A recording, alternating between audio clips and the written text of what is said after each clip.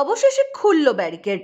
Police commissioner বিনীত গোয়েলের পদত্যাগ চেয়ে সোমবার দুপুরে লালবাজার অভিযান করেছিলেন চিকিৎসকেরা। কলকাতা পুলিশের সদর দফতরের 8 কিলোমিটার দূরে ফিয়ার্স লেনে ব্যারিকেড করে আটকে দেওয়া হয়েছিল তাঁদের। তারপর 22 ঘন্টা সেই ব্যারিকেডের সামনেই ধর্নায় বসেন আন্দোলনকারীরা।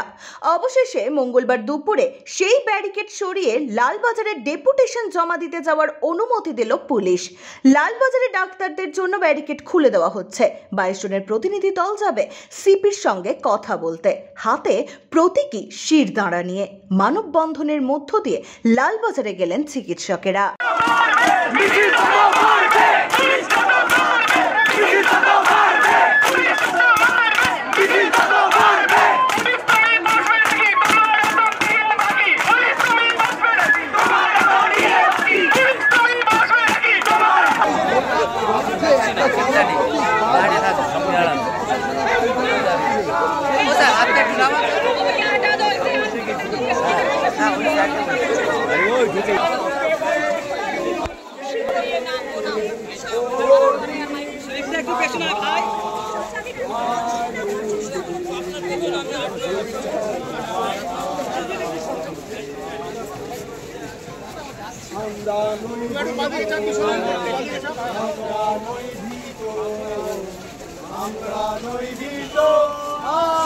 भाई साहब हटा दो यार, फ्रेम में आ रहा, पूरा लाइव कट रहा है आपका।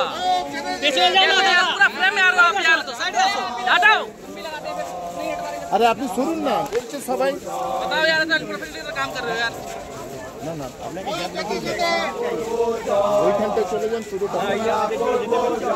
भैया हेलो, पूरा फ्रेम में आ रहा है, आप हटा लो माइक। नहीं हो पाए